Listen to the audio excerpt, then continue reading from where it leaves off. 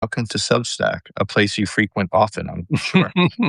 I frequent it when I get emails saying that you're online. Actually, that does happen. Oh, really? But there's Yeah. like 3 people I follow on Substack. You're one of them. Thank you for following me. I probably force added you, and that's against the rules, but I kind of knew who would like this stuff that I'm doing. And so I was like, I'm just going to add the people who will like this and not sweat it too much. And generally, those people are all still reading this stuff. Yeah, Um, I no mean, one's I on think that's Substack. something you have to get So, over all over the place in social media. You just oh, like, yes. hey, you do have to be comfortable with just like putting yourself out there and shouting at people that like might remove you. Oops. Can I ask you a serious question? Hmm. Who are you? Oh yeah, yeah. We should start there. That's good. Uh, yeah, we work together on video games. We did. It's true. My name's John. Nobody calls me John. Everybody calls me Swede. And it's not ironic or anything. It's not like I'm Danish and they're screwing with me. I'm actually Swedish. But yeah, I got started in the game industry some 20 years ago in MMOs. And one thing I did early on in my career is I worked at CCP Games in North America. And it was a bunch of Americans, there was a bunch of Icelanders, and then there was one Swedish dude in North America studio. So then everybody sort of called me Swede. It stuck. And then everybody from that era spread out all over the game industry. And now everybody just knows me as Swede. I am aware that there are many Swedes in game Yeah. development. I have more coming Really, on. Like I'm gonna have to talk to them about this and yeah, get their perspective. Like, why aren't they Swede? yeah. No, it does feel rude. I don't know what to do about it at this point, though. I'm But not even sure you feel like Sweden to me. Like I was in Sweden last year. I could see you happy in Sweden, but like, do you define Sweden and the people there? I don't. no, That's an no, I interesting haven't question. been I there don't for think 20 so. years. Yeah, they Yeah, threw me out pretty much. I'm way too aggro to be a. yeah. You're like a Viking. Like you're like Viking Swede. You're like, Mhm. no offense. The Vikings were very successful competitors, and Swede, you are a very successful competitor. You're the most competitive game designer I've met in Silicon Valley. I think there are many more competitive or similarly competitive people that I've known that went to Riot and worked at Wizards and stuff. Mhm. But And you're really uh, competitive. Like if the yeah, game isn't like interesting to you, it's interesting. I It's like, is that good or bad? yeah, yeah. No, I was talking to my co-founder partner the other day about how I'm just like you can like you can just be the best all the time. Like you just try do that, right? And Mhm. and he was just like, shit, it sounds exhausting to be you. And I'm like, oh, I just never thought of it like that. I just enjoy it, right? So I'm like competing in Elden Ring speed runs against my oldest kid who's 17 now, and we're down to like beating Elden Ring in about 3 hours. Like it's just Wow. fun. Do Yeah. you stream it? No, I stopped streaming Hmm. years ago. I did a little dip into Twitch streaming.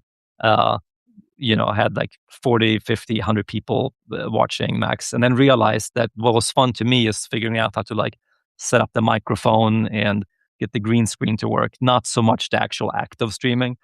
Um, so I kind of bowed out once I realized that. I love watching streaming though. But yeah, trying to be entertaining and competitive at the same time was hard for me.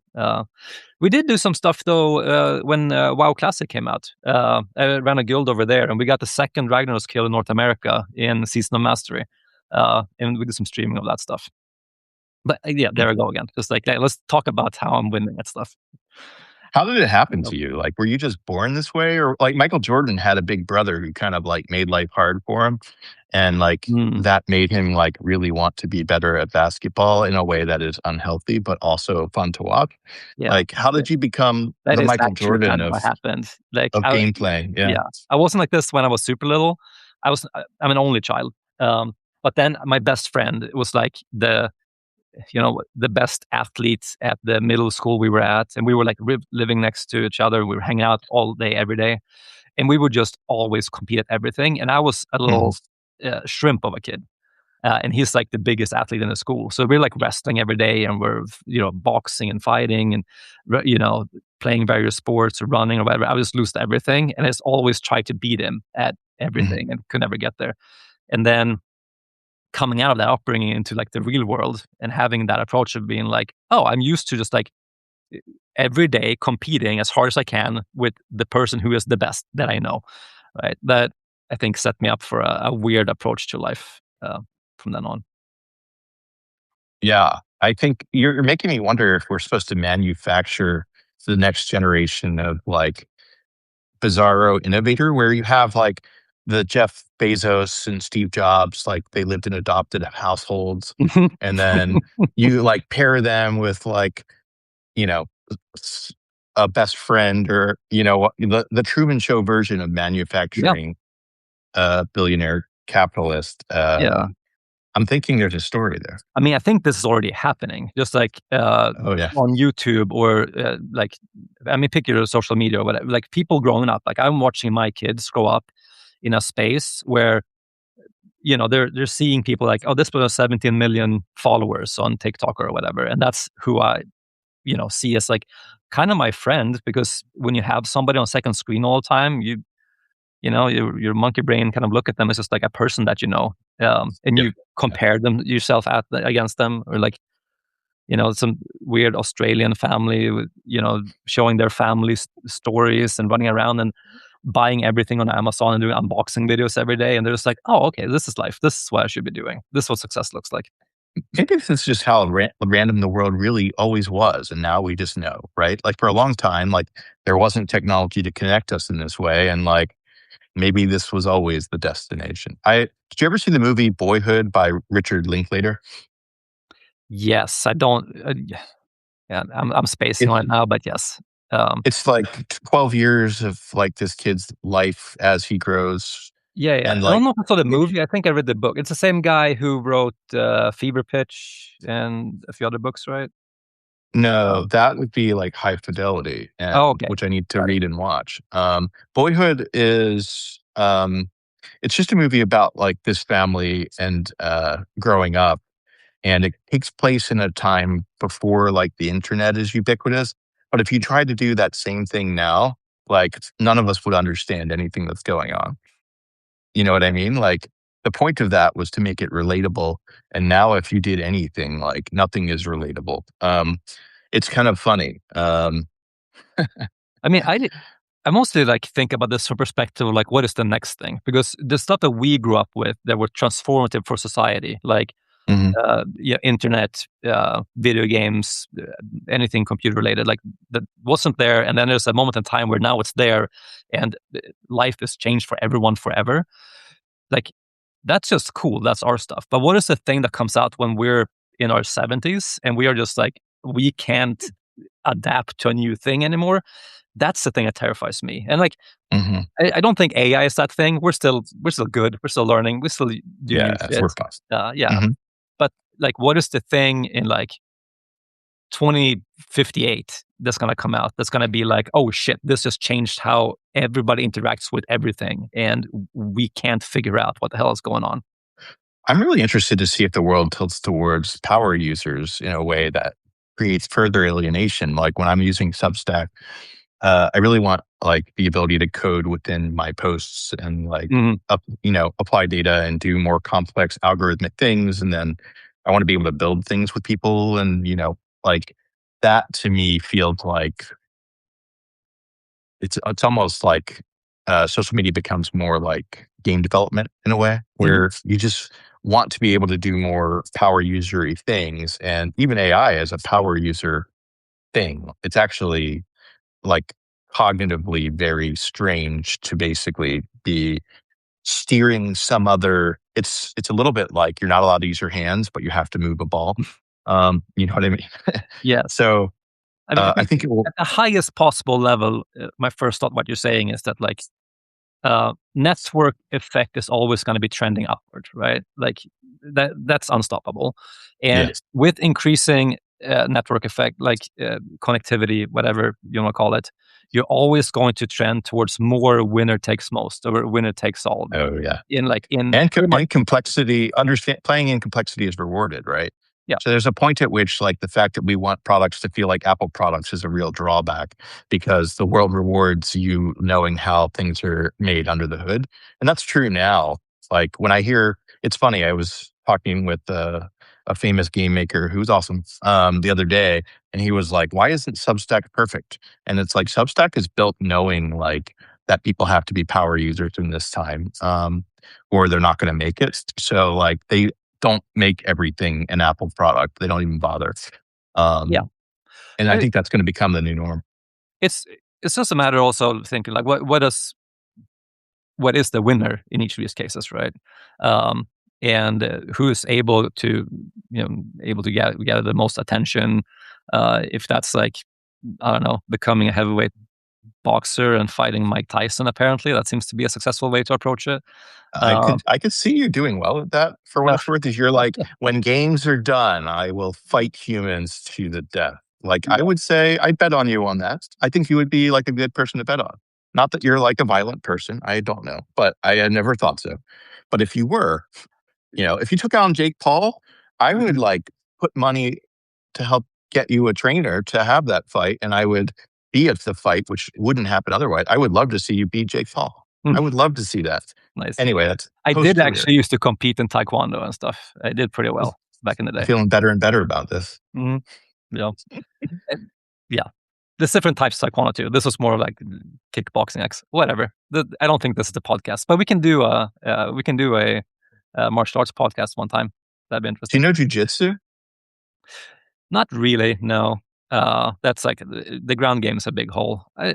So I've done a lot of Muay Thai, and that has a lot of kind of like uh, clinching and takedown defense. So I'm not like terrible at it. And then I did like 6 years of Aikido as my first martial art when I was a kid, which is a garbage martial art. But I did learn a decent amount of like joint manipulation, a little bit of wrestling. And then again, growing up with the strongest kid at my high school, wrestling with them every day, I think that made me better at wrestling than any of the above.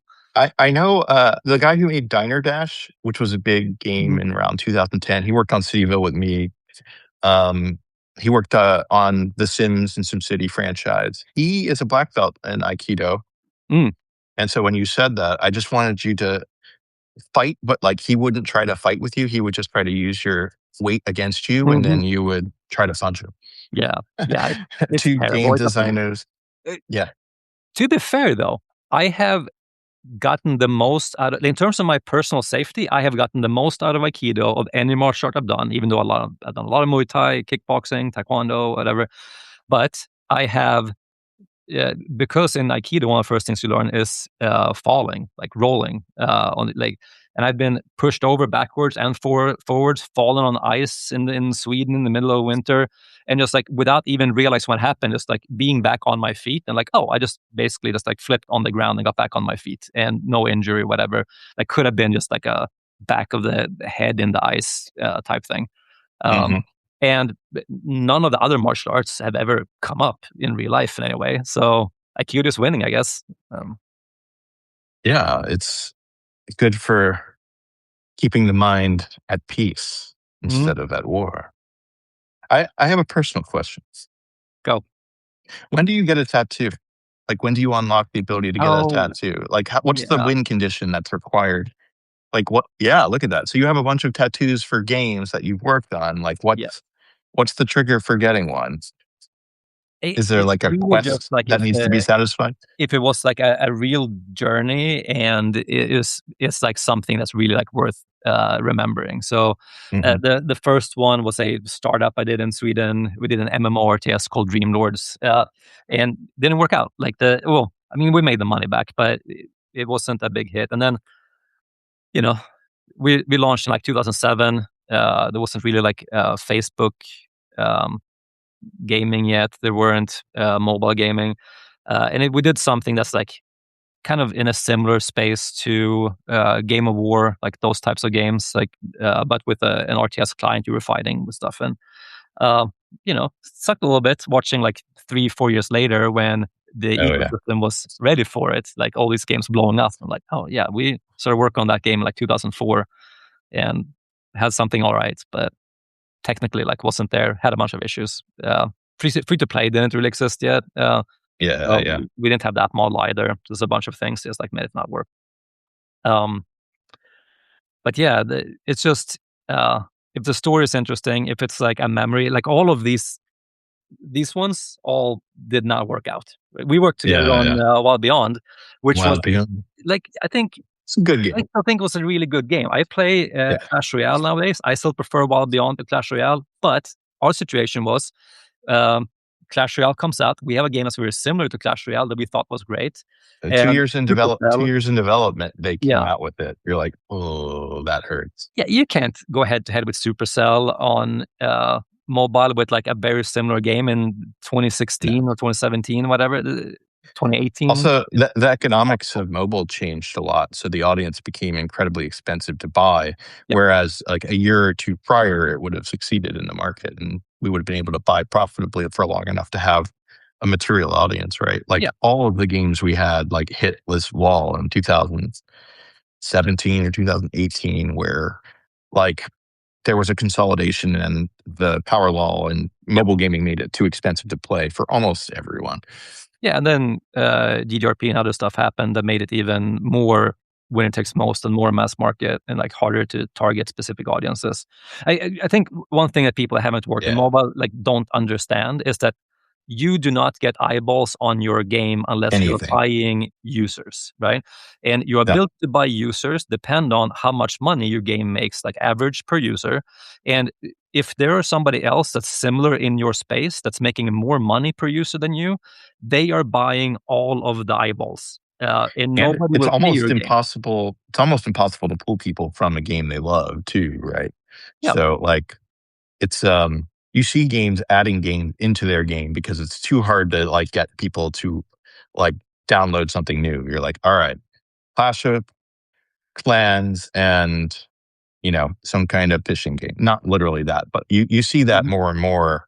And you're going to see it more and more because having a platform like Roblox or Fortnite that's free is much more powerful than trying to have a bunch of different teams and apps go after it, right?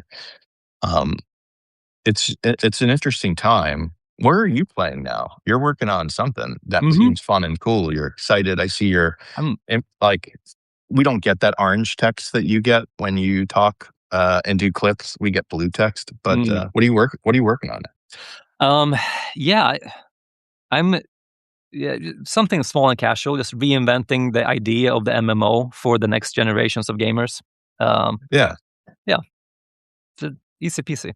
No, so I've worked on MMOs for a very long time, and this in a genre that excites me. And they used to be one of the absolutely like coolest, most novel, best performing core game loops that's like ever existed. If you go back 20 years, right? Hmm. Um, and since then, gaming has grown by, I don't know, 20x since World of Warcraft came out.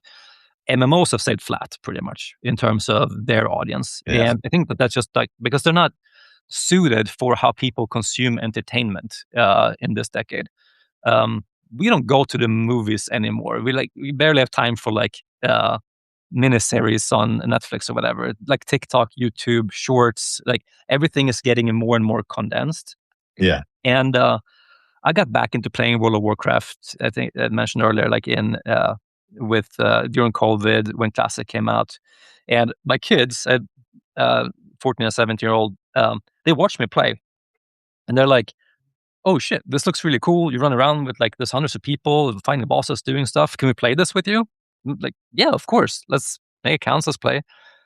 And they're immediately like, "Oh shit, we're just like the three of us walking around this field and killing a few rats and doing this. Like, where's the fun stuff that you were doing that we saw you do?" Like, "Oh no, that's 6 months from now." They're like, "Yeah, no, we'll go Mhm. back to play something that's where the fun of the game is actually happening, like right when you start Yeah. playing the game." So that's the idea. It's an MMO roguelike for 200 people that lasts for 30 minutes. So you take an entire MMO server that usually lasts for years, but you shrink it down to sessions only 30 minutes and procedural every time, different stuff going on. You get dumped in with 200 people. You try to collaborate, try to get as far as possible. You got that roguelike feeling of like, hey, we're probably not going to get to the end, but maybe this is the run. Like maybe we'll get further. Maybe we'll see a new boss. Maybe we'll see a new area. Um, Okay. and yeah, combine that with the uncertainty of trying to collaborate with hundreds of other people. That sounds fun. Like, I've played like Risk of Rain 2. I've played Mhm. a lot of the card game versions of these roguelikes. Like, what do you hearken to the closest, or like where do you fit within I think, I like the mean, Risk of Rain roguelike 2, and yeah. yeah, I mean, that's a good reference, I think, but, we're, uh, like, less actiony, and it's more about, like, tons of different stuff to do. You can go fishing, you can go mining, there's combat and healing and tanking and stuff too, right? But pulling in a That's lot of these cool. MMO classes, keeping the gameplay very minimalist, something that's very approachable for anybody. So like, you know, because like me and my wife, we play games together, but we can't play Rainbow Six Siege with the teenagers because that's like this disparity of like being able to use a mouse and keyboard for a shooter is huge. Um, What games do you all play together? It's like Sea of Thieves, for example, like that works, right? We Yeah. can, and that's kind of the inspiration of some of this, right? How do we get something like that where like, hey, we're all steering the boat together and we're solving problems. Somebody's got to do the Mhm. sail. And my wife's like having fun fishing off the back of the boat while we're steering towards like some skeleton outpost somewhere. But the problem with Sea of Thieves, a problem is a great game, I think, but Mhm. it's still not that many players, right? So what's really fun about an MMO is a feeling of having hundreds of players around you, the being in a world with other people, meeting other people, like seeing somebody in trouble and like running up and helping them in some way. It's a Um, Renaissance festival, basically. You're yeah, like you pay for your ticket, you go in, and then you get your mission or whatever, and you're running around, you're eating yeah, a turkey exactly. leg. It's like Yeah.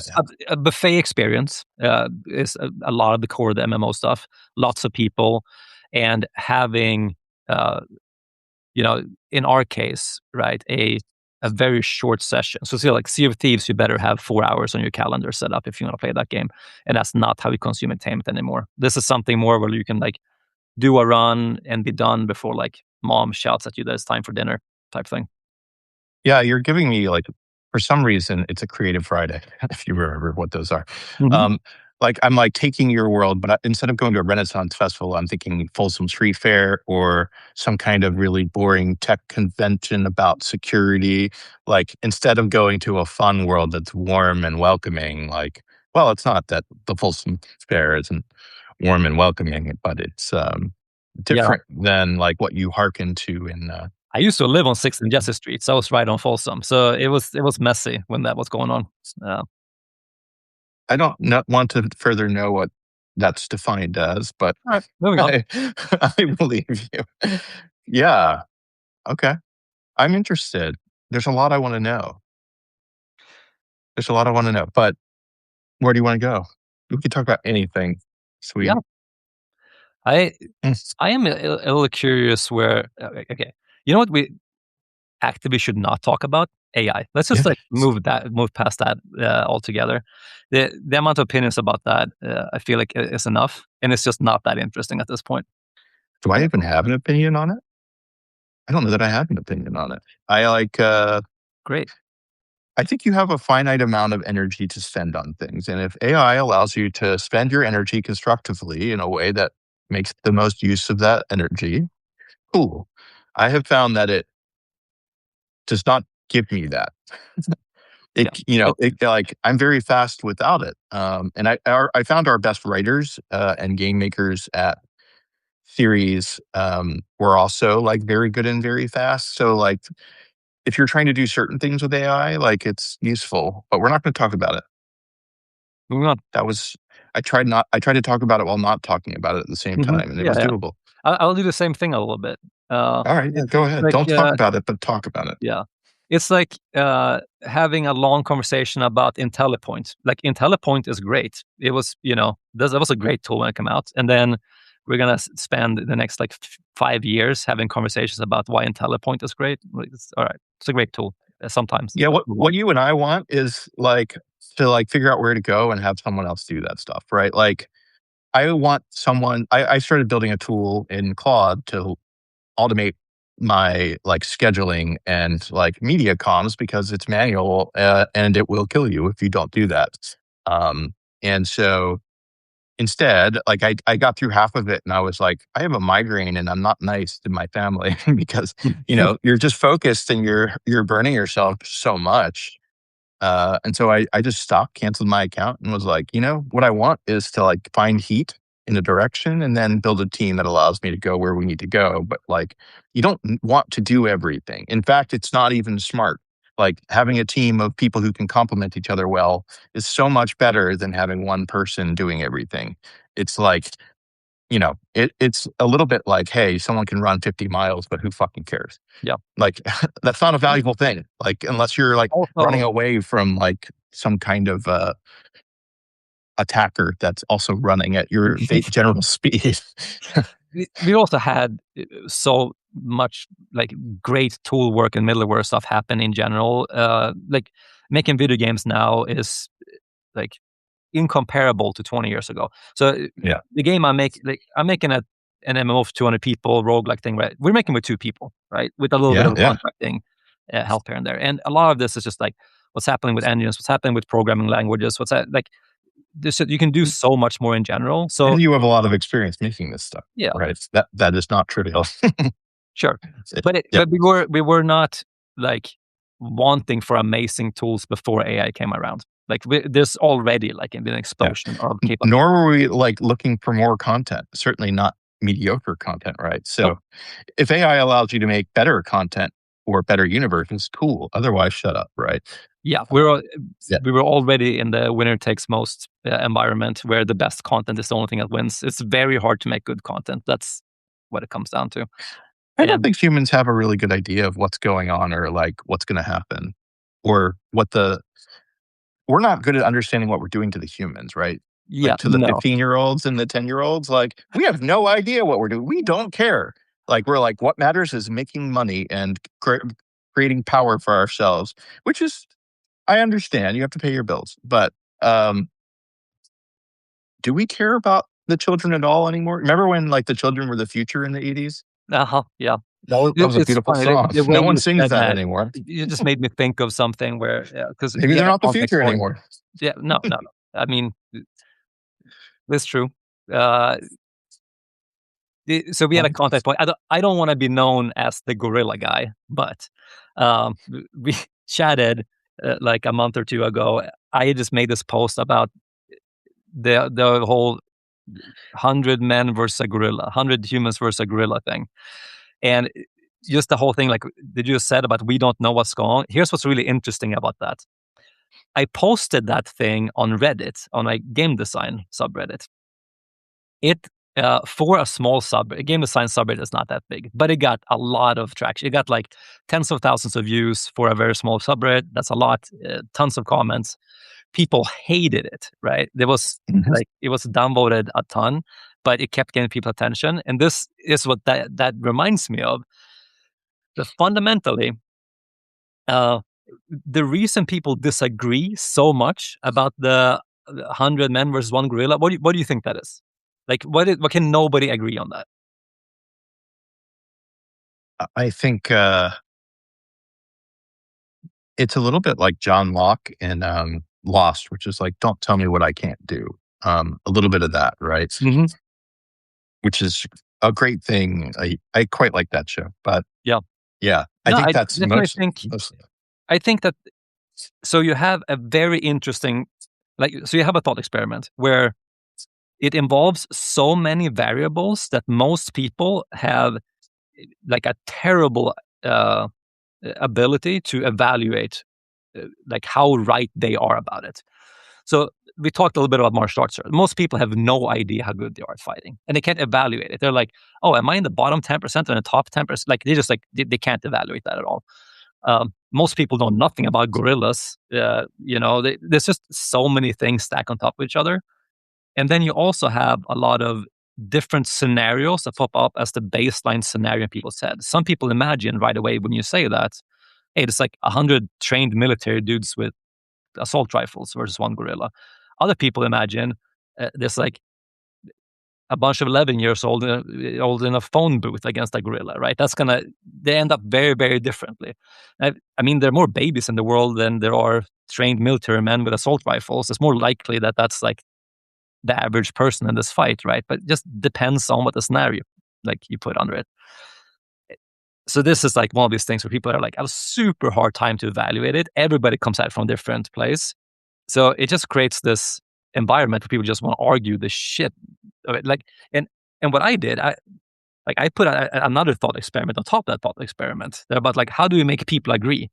Which also people are like terrible at. They're very bad. Yeah. And Yeah. well, we agreed in Yeah. that Well, there you go. statement. But yeah, what happened on Reddit was hilarious because they just like and basically ended up like, okay, we see you trying to have one conversation, but we just want to go back to arguing about the gorilla now. Like that's all. Like we can't be in the presence of this thought experiment without just devolving into arguing about that. Thought it was great. Yeah, it came up on a call recently that so when I came into games, I came into a very academic culture. Everyone was from the Penn PhD or grad program in math or Mm, related. And so it was a debate oriented culture, and we would fight each other to the death without killing each other. And then we'd be friends afterwards. And that's just how it worked. You got used to it, and it made a lot of sense. It's pretty similar to how you and I worked when we worked together. We yelled at each other for 3 hours, came away with shared understanding, and made a better game because we understood each other better, right?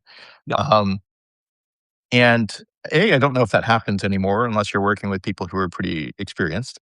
But B, like when I interact with folks who've lived on the internet more and haven't lived in analog with like an argumentative style, like they're more used to fighting trolls than they are like to having constructive conversations where you're Yes. trying to get to a place, right? And that's really weird. Again, it's like who are we making to what It end, right? We sucks. make these people we're trying to help these people constructively add to the value to the world. Yeah. Like what are we do we not care about that? Like and then you're like, You're yeah, 100% right there. Like if I post this question, which is basically like what rule do you add to the 100 men versus a gorilla thought experiment to make people agree about the outcome? Well, that was the thought experiment. And if I post that question in a game design interview, right? If somebody's interviewing to come work at Pocket Gems, I post that question. We're going to have a very different version of this conversation than what happened when you blast that on Reddit, right? Where there's just like, oh there's yeah. no desire to engage like with the question. There's no desire to understand the other person. And there's no desire to like, learn something, like try to figure out a solution to this problem, this question, right? And obviously, in a working environment, you're making a game together. If you have at least if you recruit a good team, then everybody there is probably like very motivated to understand each other and just Oh like, yeah. please help me fix the problems with the thing that I'm proposing because I'm probably wrong. And you just sit down and you just grind through like what the problems can be. If you have a toxic environment, not so much. Like then you just people wanting to win arguments and want their design to be the best. Yeah. Yeah. It's an interesting world that we live in. I think Yeah, what do you yeah, go Yeah, no, I mean, like, I do worry a little bit. Like, I mean, I have kids, I have teenagers. They're grown up in this, and they're. Uh, I sometimes think that this is what's happening because I'm like seeing some of the arguing on the internet, and when I'm trying to explain something to my kids, so like doesn't matter what it is. If it's like, hey, like we're shopping a suit for you, maybe get something that's not just completely black. I know that looks cool, but like just like I've learned some things about dressing for a long time, and here's like some things you can do to make like a suit look really good. And they're just like, you idiot! Like we don't want to hear from you right now. But I think it's just because I'm their dad, right? yeah, Very little yeah. to do with the kids will be all right. Uh, Uh, I think they will. Yeah, it's interesting being on Substack because I think it's a little bit more mature.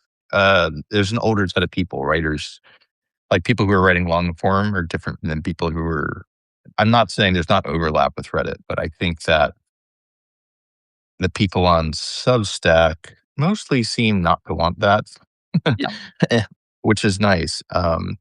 There's not like much of the a kids gaming mostly culture. consume TikTok, right? I mean, that's where most of the information I get, which is super useful now that I'm like putting stuff on TikTok and trying to figure out what works. Oh yeah, Um, I need your kid. No, I'm just kidding. I yeah, don't need your kid. I've I've, I I've had a new kid every decade for 3 decades now. this is my system for just like staying in touch with the. How many of these do you have? It's good design, but like, how many of these do you have? Yeah, 3 boys. Youngest is Three 2. boys. Yeah, oldest is 17. That's So congratulations. I mean, that's a lot of family, and yeah, it is the best part of life generally. As someone who has these fun things, yeah. No, I'm just it, always gonna be in touch. This is my plan. Let someone do it. that's really sweet, Mhm. and I believe you.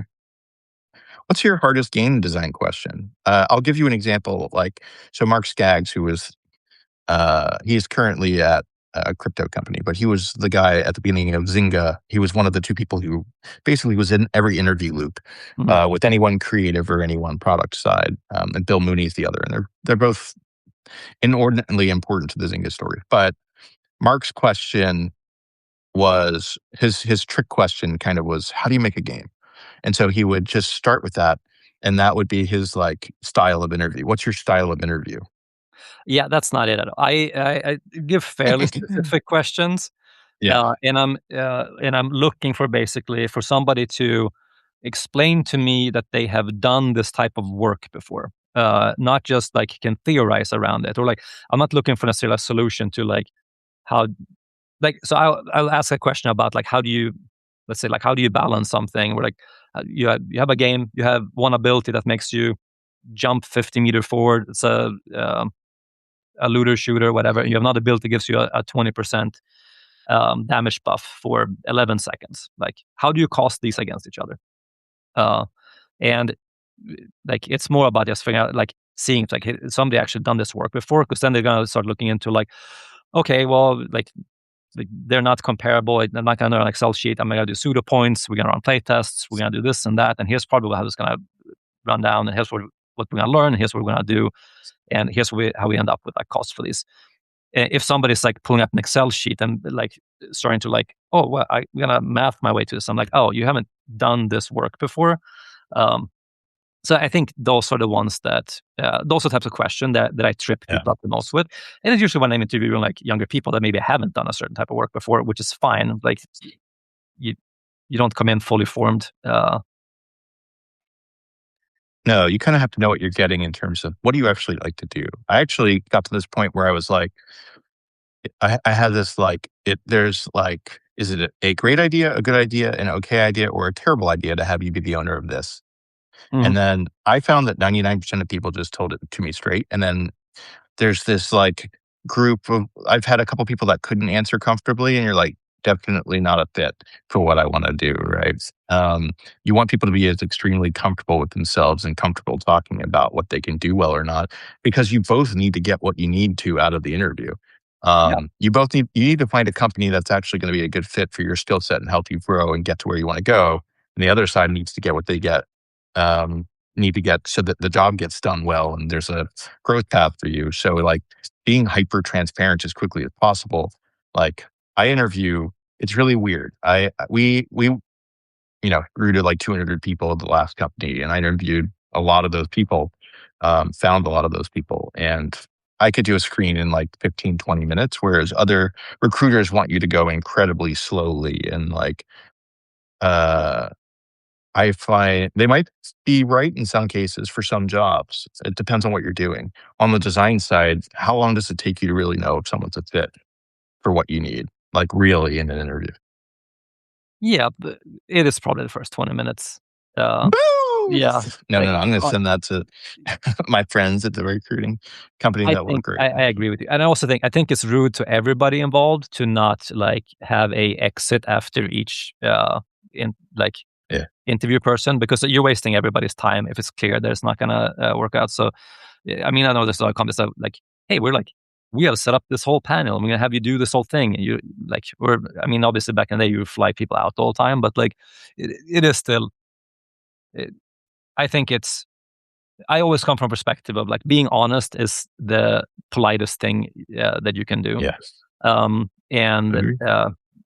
if somebody isn't working out, like I like having a check in after every interview person and being like, is it a hard no? If so, we should just stop and let this person go home and make it clear to them that it's not like, so they don't like travel home and start like talking to you like, oh, I felt really good about this interview that happened. Like, I we tell the know. people in the call, like, my read, like, I'm like, Yeah, "This is how I see it. You can push back, and I just want you to know what I see." And that generally is received incredibly well. Like, some people are like, "I wanted to get a job, and I didn't get it, so I'll send you a note afterwards about the job I got." And I'm just like, "That's awesome. I'm glad you got a job, and I'm glad that, like, we got value out of this conversation." Like, the point of talking to people is to, like, help yeah. them, get to where they need to go. Um, I, the people behind Riot said something to us where it's just like there's like a false positive is incredibly expensive. A false negative is yes. like that's unfortunate, but Yes. false Just positives your are time. expensive. Like you are working through that often for a very long time. It also here in the US not as much. Like I come from Sweden too. Like it's impossible to fire somebody in Sweden as well. There's a whole system that I like a lot better there. Actually, usually when you get employed for full time employment, you have a trial employment for 6 months, and up I until like that that. point, you can just like it's just like for whatever reason, it's just a no, right? But then once you're in, now it's like incredibly hard to fire somebody because now you have all the unions and stuff. And I do miss that system a little bit in the US of like having like a some kind of trial period. So now that I'm running my own thing, I do that a lot with people where I'm just like, oh, you want to help out in this for a I little love bit? I love Yeah, work for hire, like, it's the best. yeah, I even offered it recently to a bigger company that, like, because why would we waste time? I don't even wanna, like, let's just see if we like it, and, like, you'll feel it in, like, not that much time, whether it's gonna work or not. Why would you waste that much time? It's very low risk. It's something that, like, is a little funny if the contract lasts too long, and, like, and so, like, HR tends to be a little skittish on it, but if you're small, who cares? And it's the right thing to do. yeah. I'm a huge fan of it. Um, which which company was better? I'm gonna put you on the spot, and I have no idea how you'll answer it. CCP or Pocket Jams? Which one did it better? Oh, Don't get in I trouble. Don't get no, no, sued. no, no. I'm just like You I can't think fire yourself for this. So no, no. Here, CCP was a company that was like growing up and learning things. So it was like making tons of mistakes at the time I was there. It's like Pocket Gems is such like a competent company at everything, yeah, coming out of like one of the most competent areas in the world, in the Bay Area. People that have like like had success in building companies. So it comes out. What's interesting is the mobile games industry in the Bay Area comes out of the lean startup tech industry, right? So it's a whole yeah, different way of approach to doing things. That is like incredibly like science, like science. What I'm saying, scientific data. process, like in data Yeah, focused, right? So and it's like it's hard to argue against that. Just like being I mean, there are artistic things to game making, but like that to me is the difference between like the Bay Area and almost all of other places in the world where we're making games. People just like doing stuff by feel, and then you have an area where like, hey, we're just applying proper rigor and data and seeing what works. Like, I, yes, that's just better. You should just always be doing more of that in anything that you do. yeah. Um, It's really sifting for power and trying to find the right cost to benefit. Right, like what's going to give you the right cost to benefit for the time you're doing. It's Yeah, it's funny because when I talk to people from the oh wait, analog let me game making clarify. world, You should always be yeah, doing that if you're trying to win. yeah, That, yeah, yeah. yeah, if you are just like drawing oil paintings in your retirement, like in a cabin somewhere, no, yeah, no, don't apply the Bay Area method to it. But I assuming you're trying to win, uh, I see people that are more into, like, I see some people who are into lifestyle and making that work. So they'll make good money, but they're not trying to win on the biggest stage where the power law, like, makes it grueling to the point of, like, they could die doing it, right? yeah, It's like life-threatening competition. I think, I see people able to succeed and make creative products and not die, and I think there are different competitive spheres. One thing about non-digital is it's non-digital, right? So it doesn't have the same power law problems that all the tech companies introduce, which make like analog games like incredibly neat to work on because Yeah, it has to be creative first. Um, it's actually probably binary. Like we're talking about mobile games and like AAA games and even crap hybrid casual games. Like they're all kind of from they have to compete on the same playground, which has to be have the same rules. It's interesting seeing like Sony like and Microsoft kind of give this like maybe they're not going to make it kind of feel, right? That's the feeling I get when I see what they're doing. They're like, we'll shut things down because we're losing distribution and can't possibly win it if we're going to charge a lot for entry and everything else is free. Like they're just the wrong business model for the time to win. And that's yeah. what it feels like to me, right? The It's funny that all of those companies are still reeling from, um, like, uh, let's call it Roblox, but Yeah. not It's just Roblox specifically, but the whole like Fortnite, the Roblox. world that Yeah. is like so like okay, so Great. AAA cannot keep existing the way it used to. There's still, I mean, obviously like Madden and Call of Duty sells like does Riot pretty is well, still right? there. Every year. Riot's still there. Like, but Yeah, Riot's also a threat to them, not a they're not yeah. they're on the other side, right? They're the But free side that disrupts. this like mid 2000s, just like, hey, you can just do more and more AAA games and expand that, and that's just like, yeah, that world is long gone, and it's been in a decline for a long time, and now, It's now the bubble that's kind of like not burst, but like um, it when the investment started going away, and it turns out that like we weren't it's gonna keep cable. growing this forever. It's It's like, oh cable, right? It's like you have to actually like start thinking it's going to be a smaller audience forever and designed to that end. yeah, That's the feel you get, which is I probably have like yeah, I feel so in the 90s, like we used to see so much innovation in games like every year, both in technology and in the design, in the uh, like the types of game that existed. And then something happened in the 2000s where like I feel like we've been in a 20-year drought of just like not getting innovation, except for when something else forces it from the outside, like mobile games comes out or somebody comes up with free to play or whatever. But like, and we get there's a few games that comes out here and there. Like, so you have Fortnite comes out, like battle royale games yeah. is a new thing. That's an Dream innovation, Quest comes out. sure. That gives a lot. But Yeah, we used to have five of those a year in the 90s, right? And then it became yeah. once every 5 years. Even in early mobile, you would have it, right? There were a ton of there was a large variety of interesting things, and then the power law came into Yeah. effect, and But it the needed something like mobile to come out to start a little era of that, right?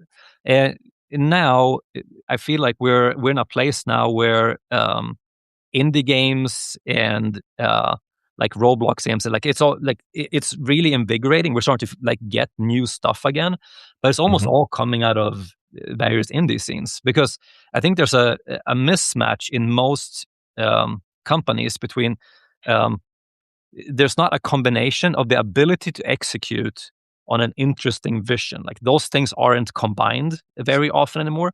And like you have to pare down the vision a lot to make it possible to execute on.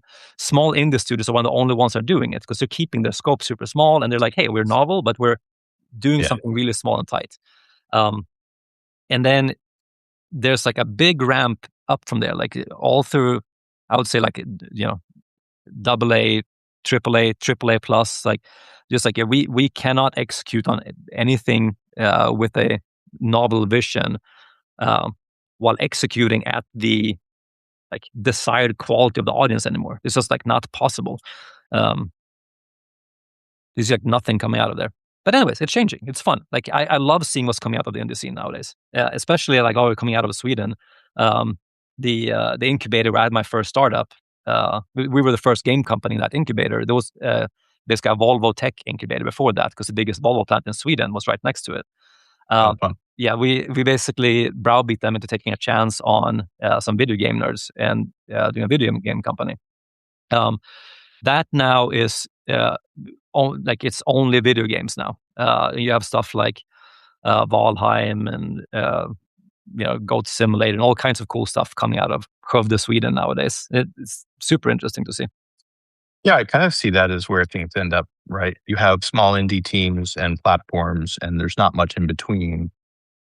And that's okay, probably, right? I think that's like, Yeah, and but that is how the power structure seems like it's going to and fall then out.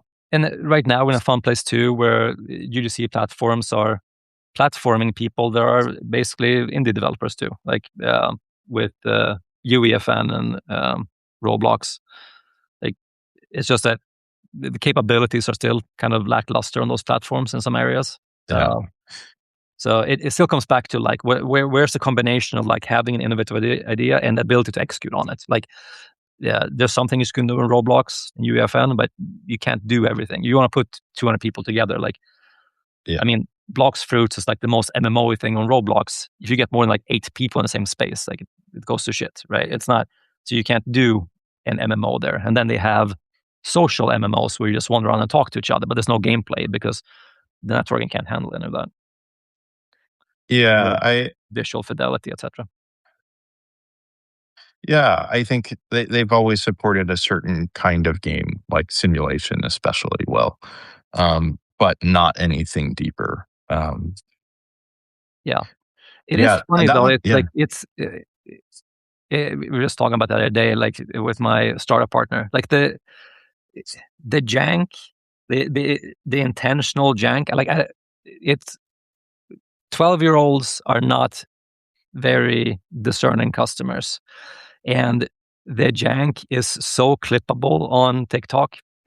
Like it just looks so goofy, but it doesn't matter to the audience, and it looks fun. It actively makes it better for the audience, right? yeah. I think Minecraft is the same way. I quite like both. Like, what I enjoyed playing both. I did some deep dives. I don't know, 6 years ago or 5 years ago, and I was like, "This is." Yeah. But They're Minecraft both looks really fun. amazing compared to Roblox. Like Minecraft has like cohesive I art agree. direction and like I mean it's just it's so far ahead, which is crazy to say out loud. Yeah, Roblox is like optimizing for expressiveness, but like doesn't care about how it gets there, right? If you can convey a feeling with like minimal like effort, that's what it was going for. And it works.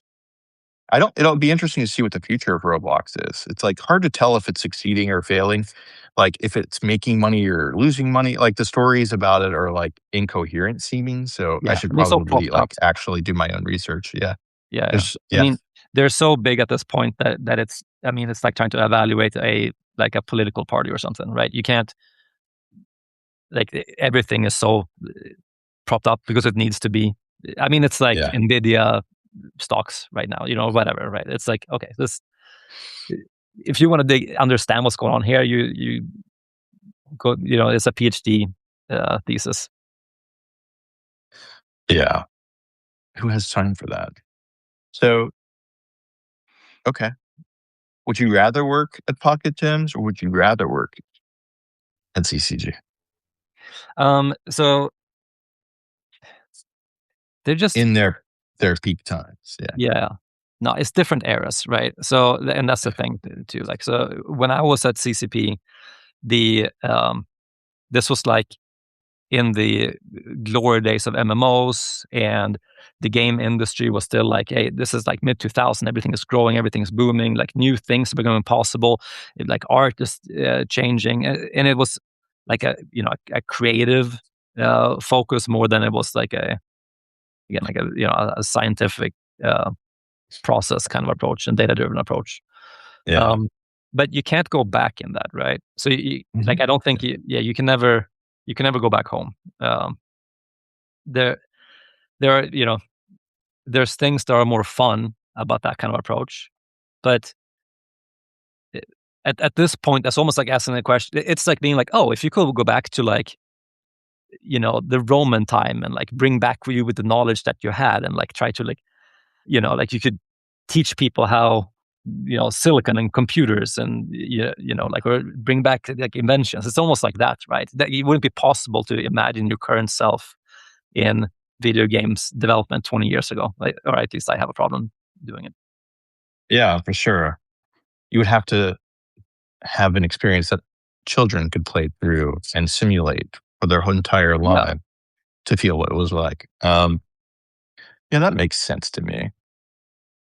Well, how's dad life? You have like a whole spectrum of children. Like, how does that, like, you have like a whole band, basically. Mhm. Yeah. No, it's fun. The so my oldest kid, he started playing pretty hardcore when he was like 3 years old. He would have in my lap. He would play World of Tanks, like uh, put the headphones on while I'm playing at 3, and just like look at the tanks, and then start holding the mouse, and then start holding the keyboard, and then like growing with that. So that was like a fun journey of seeing somebody like getting into games and just becoming like weirdly competent. And now he just beats me at stuff, and it is uh, it's How does that hilarious. handle? How do you handle this? Um, I just like hold on to the fact there's still stuff that I beat him at, right? Oh, okay. So I'm gonna have specific games and or like programming or something, but he will pick something up so easily nowadays that it's almost yeah, it's like embarrassing. And What's your game? Like, what's the game he's not going to get you at?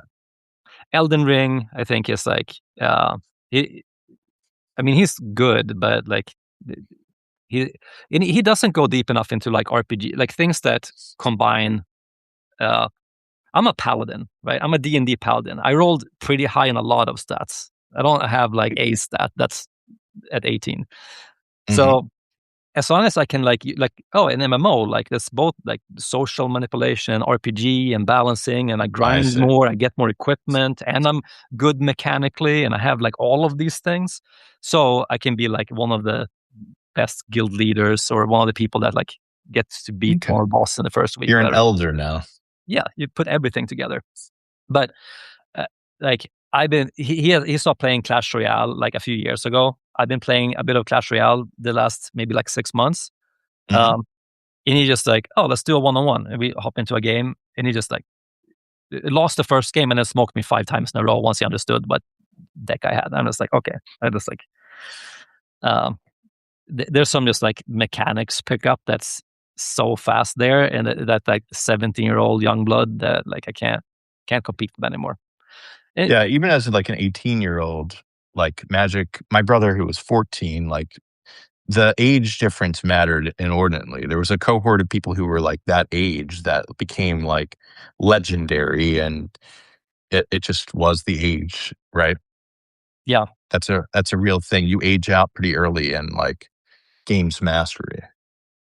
When yeah, did you and and like know? you when it comes to Twitch gaming too, like you lose a millisecond every year, and that's not coming back. You can't do anything about that. Yeah. How'd you get into making games? Like, when did it happen for you? Oh, yeah, no, so I was 7 years old. I played like some Nintendo NES games, and I Mhm. was like, "This is the coolest thing I've ever seen." And then somebody in my like uh, second grade elementary school was like, "Oh, I heard this thing about like Nintendo. You can like put like post ideas to Nintendo, and you can like make it." I was like, "Wait, games are made by people? Okay, this is what I'm doing with my life now." And that was just kind of the journey from then on. Then it started with like drawing all the enemies that's going to be in my game at like 8 years old, and having my mom draw the girl characters because didn't think I could draw girls well. Mhm. And then started making pen and paper role playing games. Started like all that card games, and then just I ran into VTES, Vampire the Returns, or Yeah, back yeah. then it was called Jihad. They had to change the name. Oh, yeah, yeah. Yeah, yeah. So that was the other card W game. or I think it's a Richard Garfield Hmm. design? Yep. Yeah, yeah. Yeah. So they at the Awesome. so White Wolf was working with Wizard of the Coast to do the Vampire card game, and the Magic the Gathering was all coming out like pretty at the same time. So I discovered that before I discovered Magic. So I got super into Vampire, and then I was like running LARPs and stuff. And then I taught myself programming because that's how you made games back in the day. Because I just wanted to make games. This is like the most railroady like journey of just like being a game maker. Yeah, You just like games and yeah, what, like, the people who were around games, like, Yeah, it's there are a lot of people who LARPed that end up being on this series. The guy I'm talking with later today, Andy Wolf, was a LARPer before he got into Magic, and that's actually how he found Magic Oh, because funny. those audiences overlap. And his someone he used to LARP with who ran the LARP, he's now a professor of game design at the Mm. University of Washington, and he was on before that. There are there are many different LARPers that Mhm. connect to this universe, and it makes a lot of sense. Like those are such like interesting human social ecosystems that like allow Well, for learning how like humans respond to game mechanics really well, so right? it's yeah, I mean, it's also an incredibly useful skill just because the internet happened. So, like, first we were LARPing, and then Hmm. so I started with MUDs in the late 90s, right? The precursor to MMOs, like text-based MMO type stuff. And then when the game industry became social games as service, you had such an advantage if you come from kind of like a running LARPs background, because it turns out that there's actually a lot of overlap between just like what's the systems that are in any game nowadays, not just MMOs, and what we did with like LARPs in the 90s. Why didn't you play on the Magic Pro Tour? You were a naturally Oh, competitive person. Did you ever play against any of the greats from no, I didn't. Scandinavia? So I think the main thing is I was just like a little bit north of Stockholm, and I played in a smaller scene, and I just like never. Hmm. Matters. And I had other stuff going on. Like I was starting with the muds and stuff, and I was doing other things. I couldn't go to Stockholm every day and play Magic, but I mean, I did compete a little bit. It, it's actually a funny story. The first ever Magic competition I went to. This is like mid 90s. Nobody knows what's going on anymore. I have some Sengir vampires in my like deck. Uh, I think it was some kind of discard thing. Some like the racks and some like my one mind twist was still legal in Type 2 back then, like that kind of early thing going on. Hmm. Um, I sit down to play against my first opponent, and it's the guy who showed me Magic the first time. Like the first time I came into the store, and he like showed me Vampire, Masquerade, or Vampire the Eternal Struggle card game in Magic. Um, and I had sleeved my deck with see-through sleeves that had like a mark on the sleeves, and some of the cards, the sleeves were flipped the other way, so that like they were basically marked on the back side, Cheating, right? yeah. Yeah. So, and but he let me like swap the sleeves around or whatever. Years later, like in '98 maybe, this guy was running a little tournament in my hometown just north of Stockholm, and I just sat down and put together my own like deck archetype for the first time. It's only a few times where I like sat down and be like, I have an idea for an archetype that I think could work. And this is because I really like prison decks. I really like Winter Orb. That was always a favorite, but it had been bad for a long time. And there was a lot of like creature and deadly insects, Armageddon and stuff going around at the time in like 97, 98. Hmm. And then some expansion came out, like late Ice Age block, where Propaganda came out, right? Uh, Yeah. Wing one of blue, two Tempest. colorless, cost 2 to attack with any creature. And I was just like, holy shit, this means that like they're gonna creature meta. This means that Winter Orb can work. You can always just slam a Winter Orb and a Propaganda, even if you don't have anything else going on. And just like you have time to build from here. So yeah, I sat down, theorycrafted a deck, built it, played on local scene, and showed up to the tournament with this deck. And I went 2-0 the entire tournament. And because it was a small local tournament, the guy who was running was also playing in it, and he was my opponent in the finals. And he was playing just some like goblin rush thing Oh, for yeah. red, and that was the only thing I was afraid of. So my sideboard was 4 rust, 4 blue elemental blast, 4 hydroblasts, basically, right? And so I managed to like eke out a win in the first game by just like dropping an early Winter Orb and just like slow the game down, and like it was really rough. And then I just showed him like my 12 card sideboard. Like, do we even like? Okay, yeah, let's play round 2.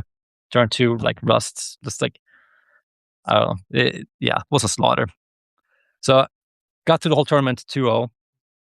I was about to join the military service the Hmm. very next month, that evening after I opened the packs, like the winnings, I put everything in my backpack. Was in a different room, hang out with friends. My backpack was stolen, all my magic cards, everything was gone, and then into the military service. And it was one of those things where I'm just like, that was a fitting end. I don't need to, I guess, Yeah. stop now.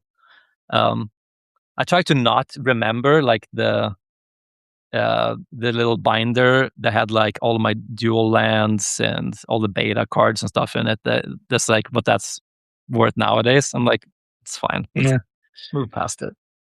Yeah, I mean, I wouldn't use the card at this point. So for me, it's like I'm not a big fan of things sitting around doing nothing. Like I'd rather them get used. So like if people are using the cards I had, I'm like very happy for that to be true. I'd rather they not have stolen them.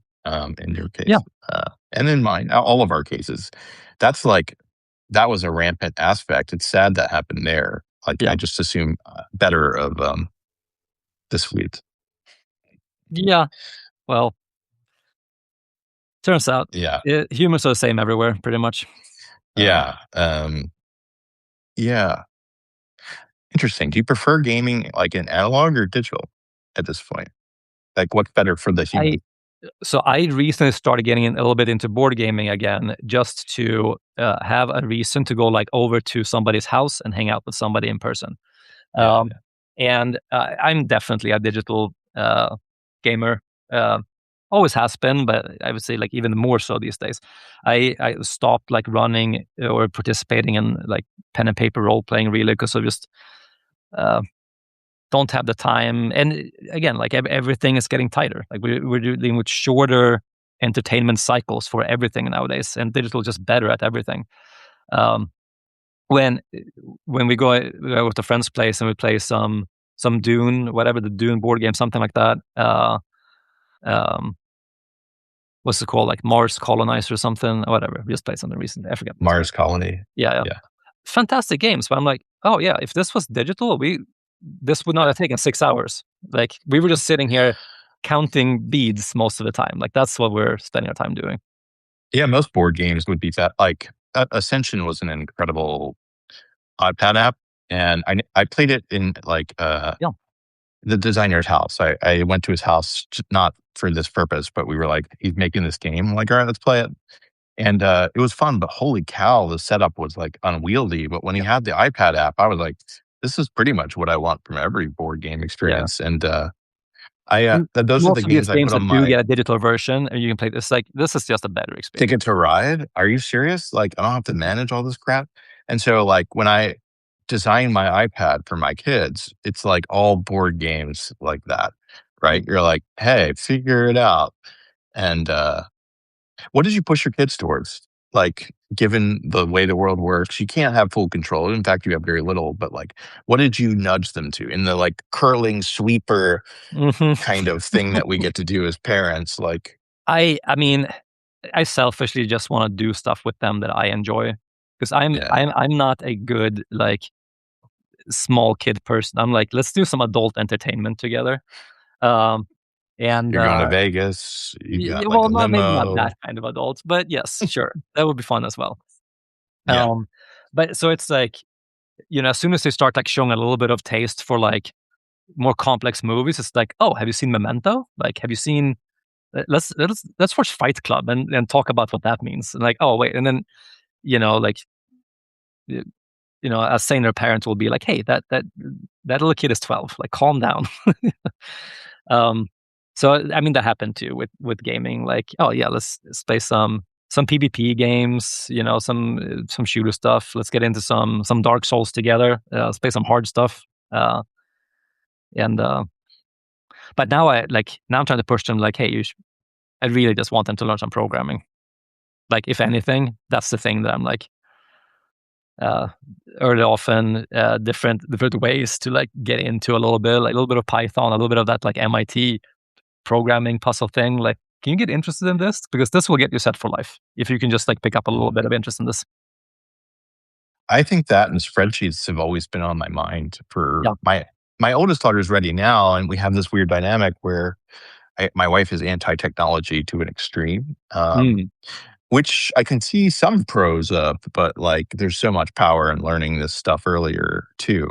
And like my older daughter is clearly ready for it and would be great at it. And so it's like, are we holding her back? But she'll get it in school. Like technology will be there for the brain Yeah. whenever it's ready. But Interestingly, I would so push that earlier. Yeah. yeah, I mentioned my oldest kid sitting down with World of Tanks when I was playing, and just like learning to hold the mouse and learning to use the keyboard.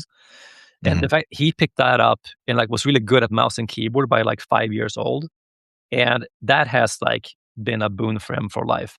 The younger kid who got more into, because there's only one computer, somebody has to have the iPad or use something else, right?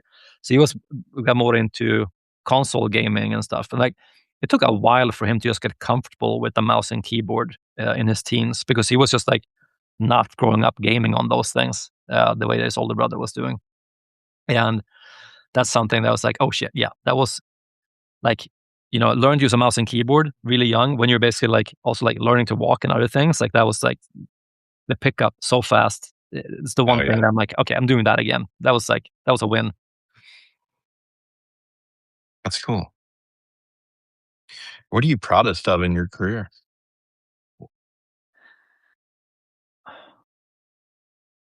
I don't know, man. I You've don't. done things.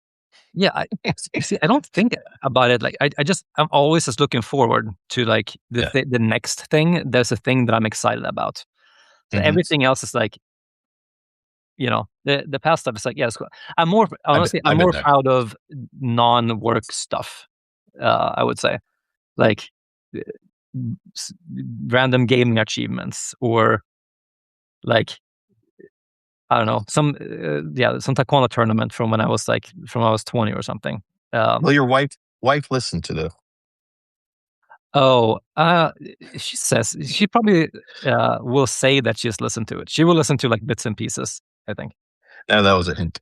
Yeah, yeah, um, mhm. yeah, I have similar sensibilities to you. What's on your bucket list at this point? Is there like a thing you want to achieve with your Yeah, time remaining? Yeah, that's a thing. yeah. I mean, I'm Look forward. yeah, totally. I mean, I'm still just like I really um. So creating a company with the culture and the way of working that is like my best current understanding of how a video game company should run based on like learning stuff from like CCP games, from Pocket Gems, and seeing things like, hey, I disagree with how some of these things work, and there's new information, and I'm Yeah, just like, okay, so here's some things I would change. Um, and just like I have ideas about like being small and agile and everybody being a hands-on game maker, and you know we had a lot of this at Pocket Gems, like basically like no pure mid-level management, everybody's like yeah. actively working on something. uh but just like, okay, turns out that I actually have a more extreme view of some of these things. Like, let's take this even further. Let's take a lot of these things to like that dialogue's at like a 5, it can go to an 11, I think. um and just like creating an environment that is really fun to work in, that can like create really amazing products in the future. And I just want to make the most fun games in the world, and I want everybody to play them and have a good time with them. And that's still just like, what's the next thing? What's the next thing that had the chance of being the most fun game in the world? Okay. And I don't What's think the that the future? problem is I will never be number one, right? This is great. So I will always just like look to the next like number one. Like, okay, that went well, but like, what can we do next time around?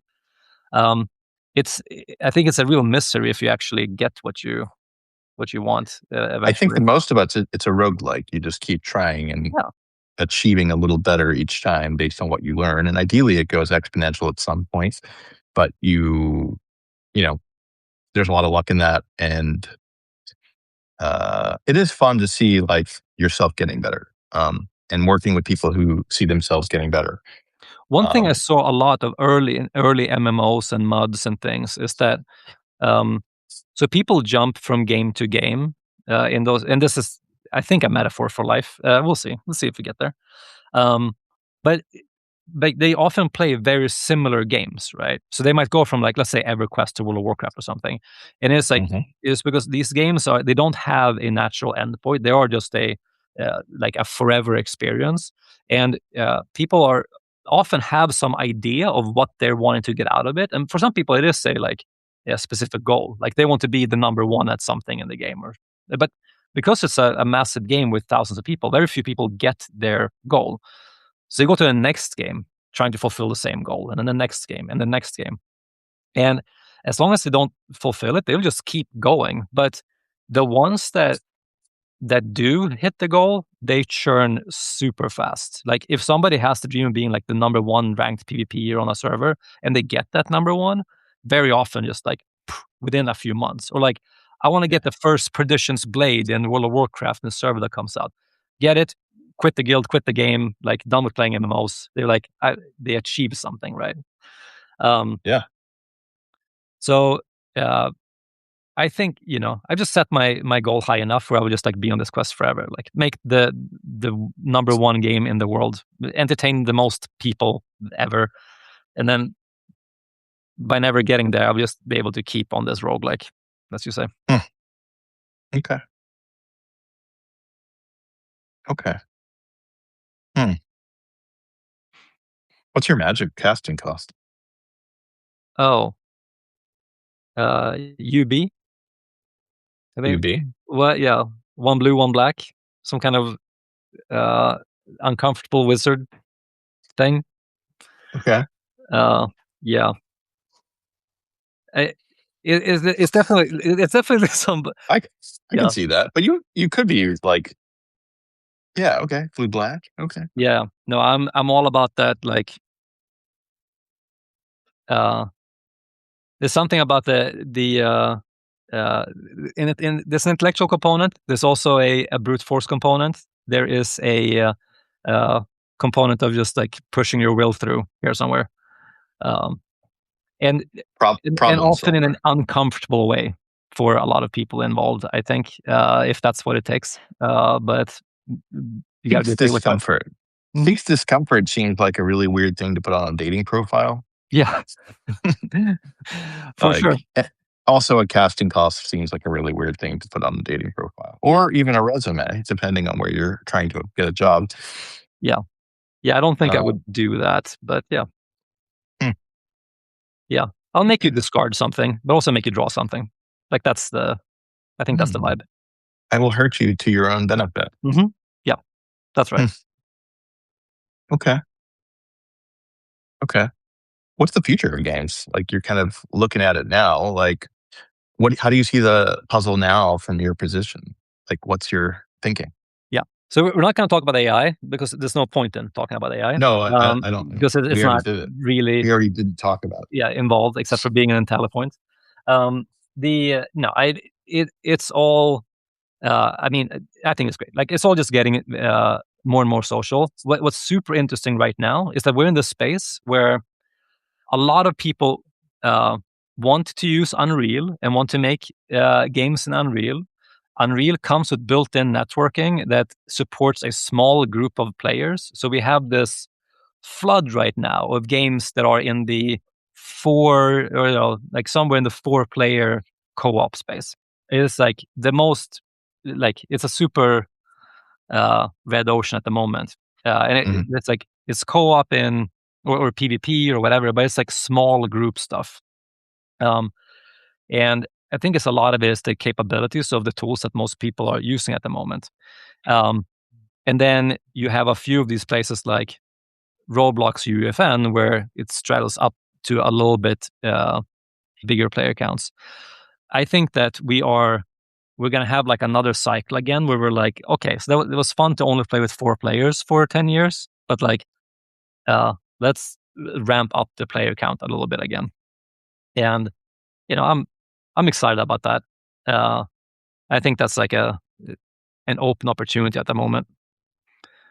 Okay. Um, but you know, it, the we got into social gaming. The lid was popped on that, and now everything is just like social gaming is integrated into like all types of gaming all the time.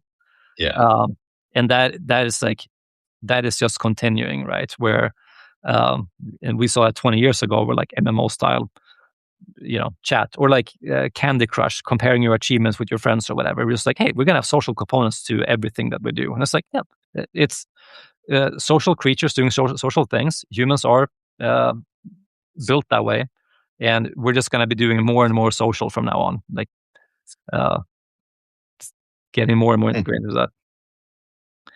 The shit, I lost my train of thought. How do you test right now if you're making a game for 200 people instances? Oh yeah, I mean, so a lot of it is being able to test by yourself with just a bunch of bots. Just be like, can we Hmm. get like a experience up and running that like simulates all this? Because often you got to test something, 20 times. I got to do that 20 times in a day. Like, so you can't run an MMO server and just like ask people to do stuff over and over. It's like, yep, Yeah, for sure not. yeah, let me run at this boss fight, you know, 20 times with a bunch of bots and see if it's behaving. And then it's like, how much work are we putting in on the bots to make them behave good enough so that it's a good analog for the experience that we want, versus uh, like, when do we involve actual real players to get the experience?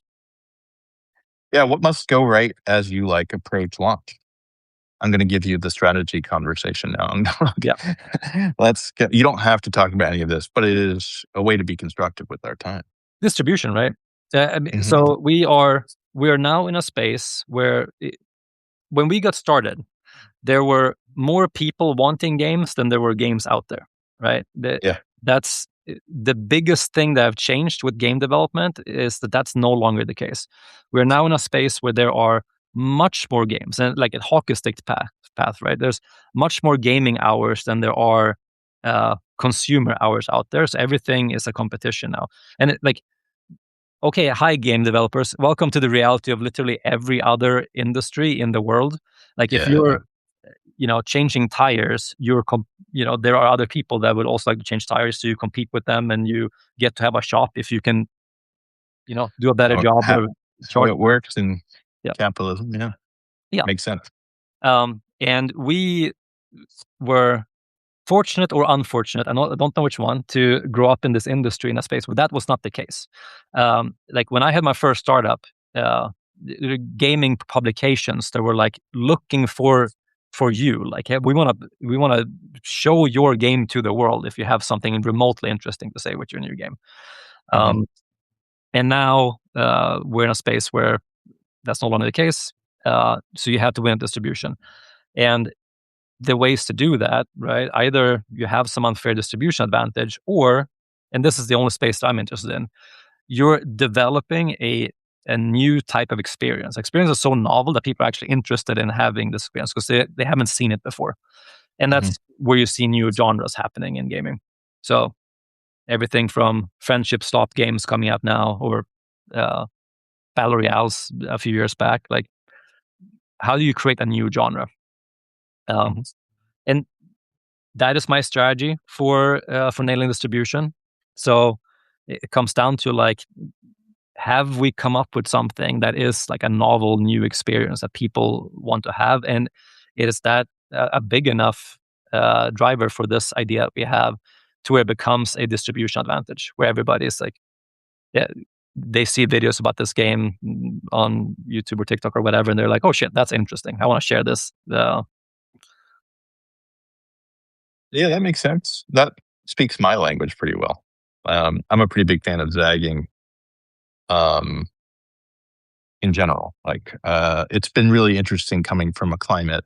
And if you were like, why has the games industry suffered? It's because like there was so much pressure to zig for so long, from the people that um, captured the early value in like mobile gaming and free to play gas. Like, you kind of think, oh, that's the solution, and it's not very thoughtful. You're like, oh, that's the pattern matching.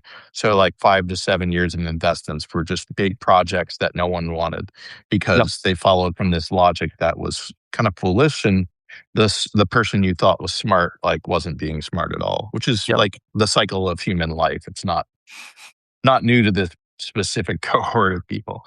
yeah. Um, And yeah. and And to be clear too, like I'm just so the approach I'm taking to this is through innovation, right? That is not what most of gaming is doing, and most of what distribution that's winning is like some other distribution advantage. Like I mean, we talked about Roblox a lot, um, being on one of those platforms, or Marvel. Like you stick a Marvel IP on something, or Harry Potter Yeah. or something. Like there's many ways of doing it, but we are in a space now where like you have to have one of those unfair advantages, or you're like you're made by Riot, and Riot can put you in the Riot launcher, or you have to have one of these advantages, or you have to be Mhm. novel. I think there's like almost no space in between Yeah. that. And ideally, it's both. Yeah, but just very unlikely that you're going to see anything novel coming out of something that was a $200 million Marvel development. No, but It's gonna like get this, if you're doing something like a Supercell will give you money to like be a yeah. competent company and do something interesting, right? Mhm. So like I think their merge games were advanced for sure from what Yeah. else was going on. So like they have shown some tendency to do this, but Supercell we is a real haven't seen a lot. outlier too. I mean, with just like Yeah, their they very are. small studio approach to as well, where it is like they're trying to specifically foster that environment of like small teams doing something innovative that can succeed.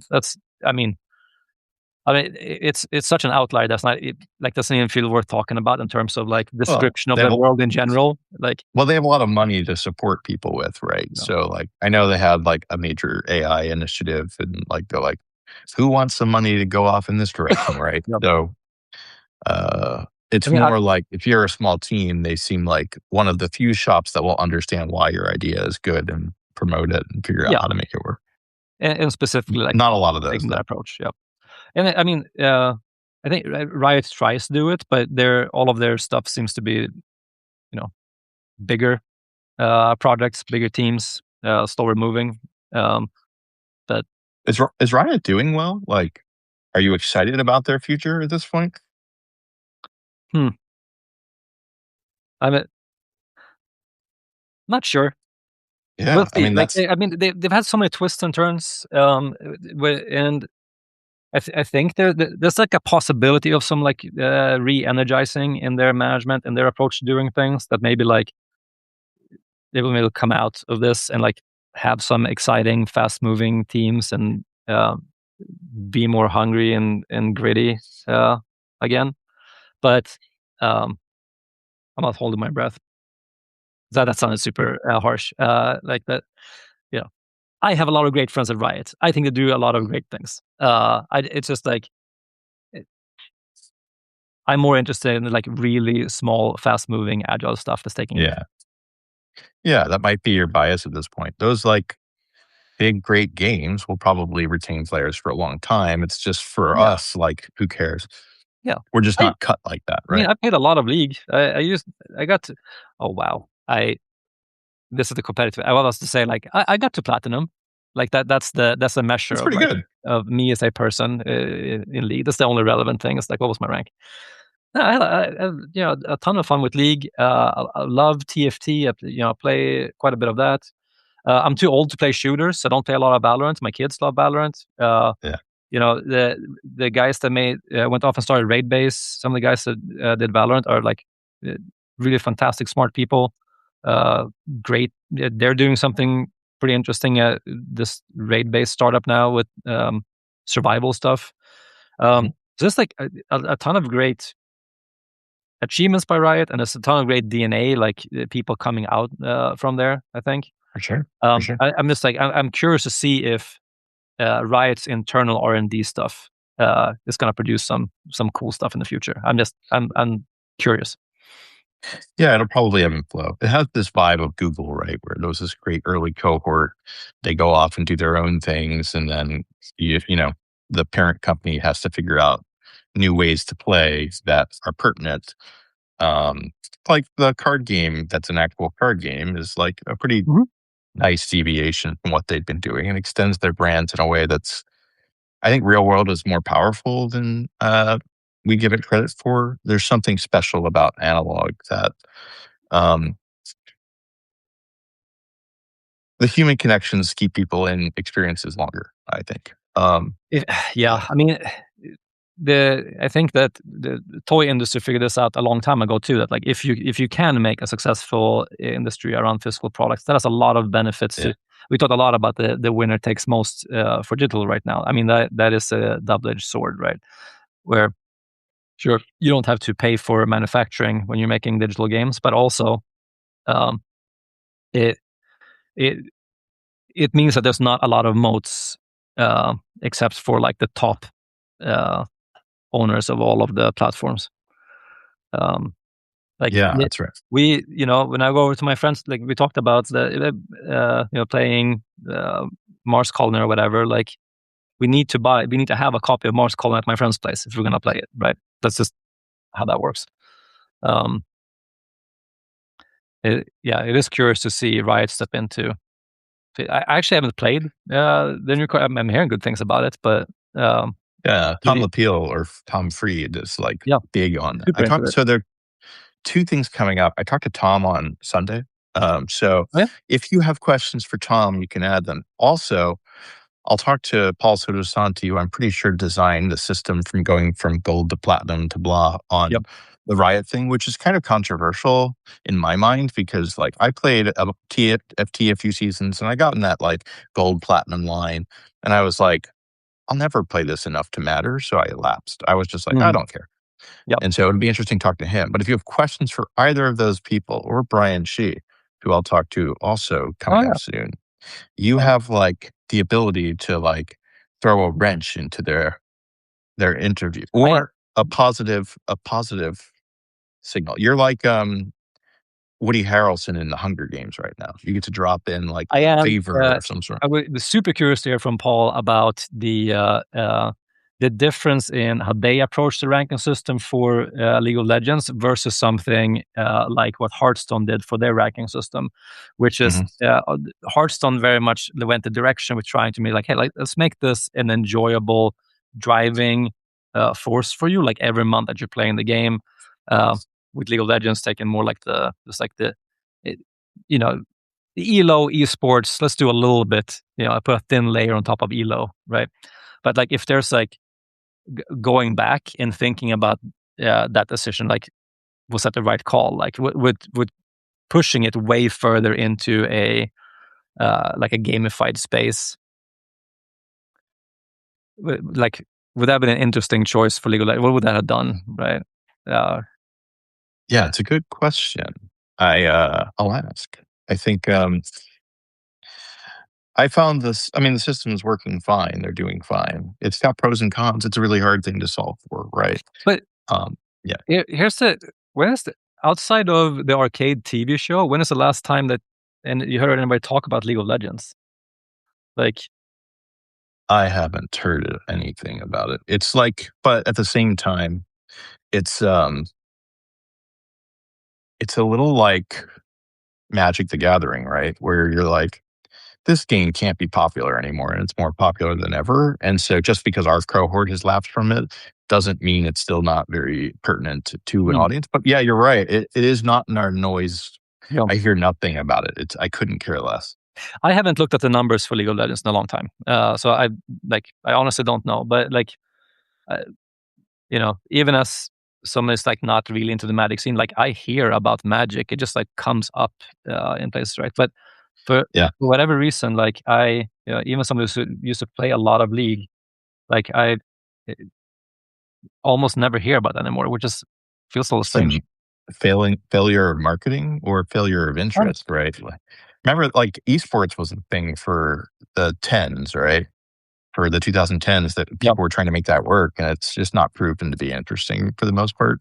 So it's yeah, like maybe that's why they couldn't figure out how to make it compelling, and so it's like it's a hard thing to say because they've had huge events and there's a lot of people watching the championship and stuff like that. But like yeah, that investment has gone down from the Silicon Valley side, so maybe there's just less marketing dollars. There was a group that was paying for marketing that's not there yeah. anymore. That's true. Vega and I and some other people went to the finals in Oakland when I was over there. Oh, Um, very nice. yeah, yeah, yeah. I used to be super into it. How's Yeah, Vegas? I Are you would doing? watch all the LCS. I watched the Worlds, watch all of that stuff. It was a really big deal for a time. It was like Mhm. something that a lot of gamers got into. It might still be going on at a high level, but it does seem weird that the noise doesn't carry to us anymore. Yeah, Like, why it used why to. is that? My Yeah. theory is that Faker killed League. I don't know if you know who Faker is, but that's a No. yeah. What's faking? He's maybe just too good. It's a Korean League of Legends player. Okay. Maybe he just like maybe that was it. Maybe like Faker on what's the champion's name? Those Blades, the stuff. I don't even remember stuff anymore. But maybe that was it. Maybe it peaked. Yeah. Okay. Yeah, I wonder. Like, no one talks about it in my orbits now. Even people who are talking about games, they're not talking about League at all. Yeah, Maybe that's just concentrated somewhere else. I don't know. Maybe it's a little bit like Netflix, where like Brazil is huge, and that's like, yeah, there's these weird markets that aren't in the US that are where the attention is. Um, yeah, for sure. it is a yeah, it's a question. Where'd you go, League? Where are you? Yeah, yeah. Maybe Paul knows. You can ask him. Yeah, I think he's retired is my read. Mhm. And but that doesn't mean he doesn't know. So he'll be an interesting chat. He and I work together on Magic and other things. Oh, yes, of course. Yeah, you did. I forgot about So that he connection. Yep. yeah. So there are all kinds of funny stories that will come out on there that will not be about games. There are serious like things to talk about. Um, we did a lot of silly shit in our 20s. And so Yeah, it's time to revisit that. There's a reckoning. Paul, do you remember this? Paul, do you forgive yourself? Things like that. yeah. The Or the other way around. One I of the think other. that now is actually the question you posed earlier about like would I rather work at Pocket Gems or CCP now? So this is the thing that's never like eh, the answer is, even though it makes no sense, always going to be CCP, because that is a Yeah. place that was in, my late 20s, early 30s. It was a straight frat house. We were Yeah. maniacs, all of us, and Hmm. you know we had a lot of fun. Uh, and there's a lot of stuff that just like, oh, that the Pocket insane Gems is behavior. kind of You it's can't. kind of Yeah, nice, right? They're like sweet. It's like going to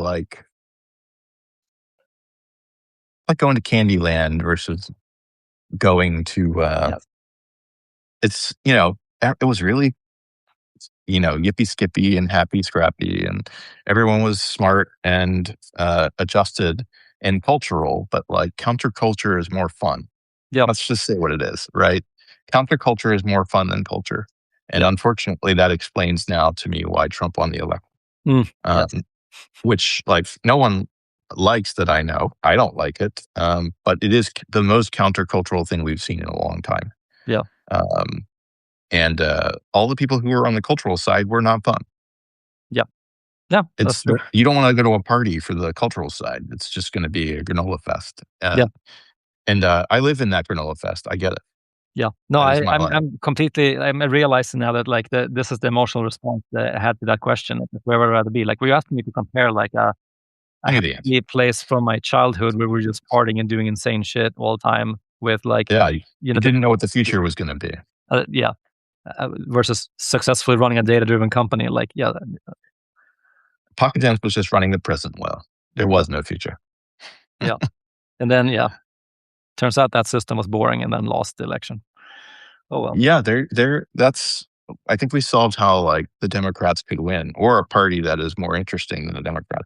It's unclear that like the Democrats could become countercultural again. Like when they were fashionable in the 60s, they were the counterculture. Now they're culture, and no one wants to like vote for the teacher who tells you what to do. Yeah. No one. So here's where you gotta realize that. So where I'm from, the the Democrats, their politics and everything would be so far extreme to the right, you couldn't even find something to vote for, right? The cent, like I mean, not all Democrats, but like the centrists, kind of like the uh, brand of Democrats we have mostly now. It's like that's in all of Swedish politics, you can never vote for something that right wing in terms of uh, you know corporate policies or regulations or social. stuff. It's Yeah, like, it's a socialist country. yes, Like, turns out, yeah. yeah. Um, but yes, Yeah, I think centrist often, maybe 80% of the time is like a good place to be. It does come from like certain advantages. You do have to have like the power to have a stable country. yeah. And that does But seem to the be like what the US is current not regime is doing. centrist on the world stage, right? If you average it out over the world, it's like clearly not centrist.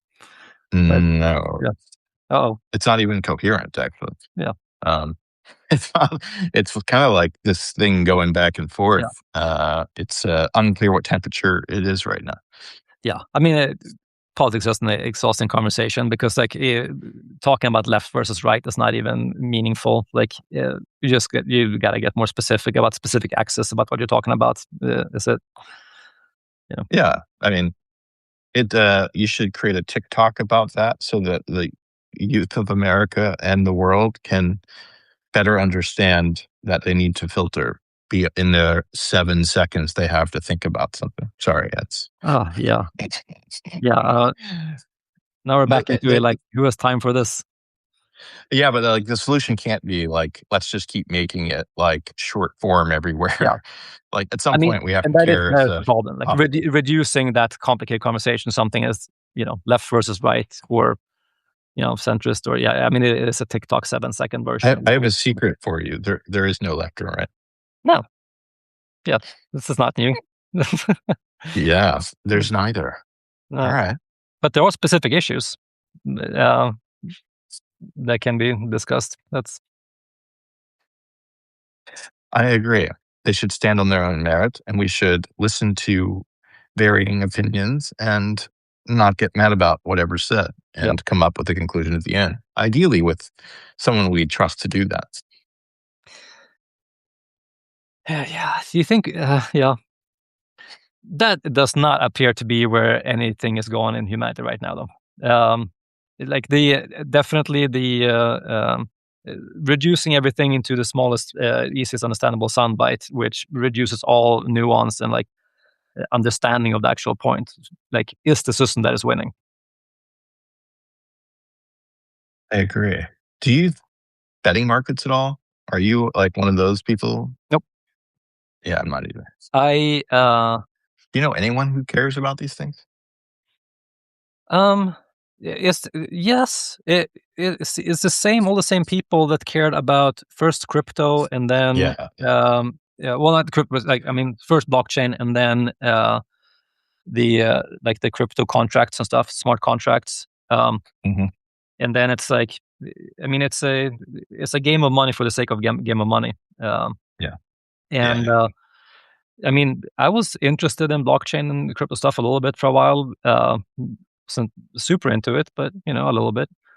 And like what I thought was interesting about it, I think was more the same thing that was thought was interesting about trading magic cards back in the day and them changing value, where it's Yeah. like the human part of like, hey, people believe in certain things, and that's this is rising, and this is an interesting market of, oh, necropotence is uh, over 100 Swedish kroner now because the Black Summer is happening. Like, it was interesting from that perspective.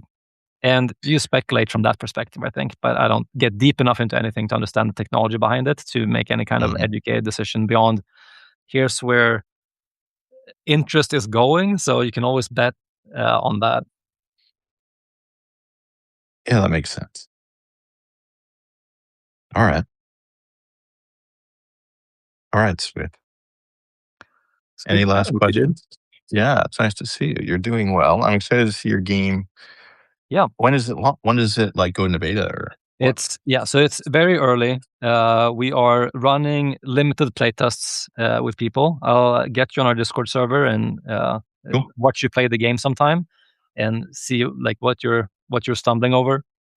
Um, we're gearing up to do our big reveal announcement of the game after GDC. So we're making a trailer. Cool. We're gonna basically show the world this idea of the 30-minute MMO roguelike thing, and Mhm. we'll just take it from there. We'll see if this resonates with people, and that will be the big learning moment for us. We're like, um, have we honed in on something that resonates with the gaming audience?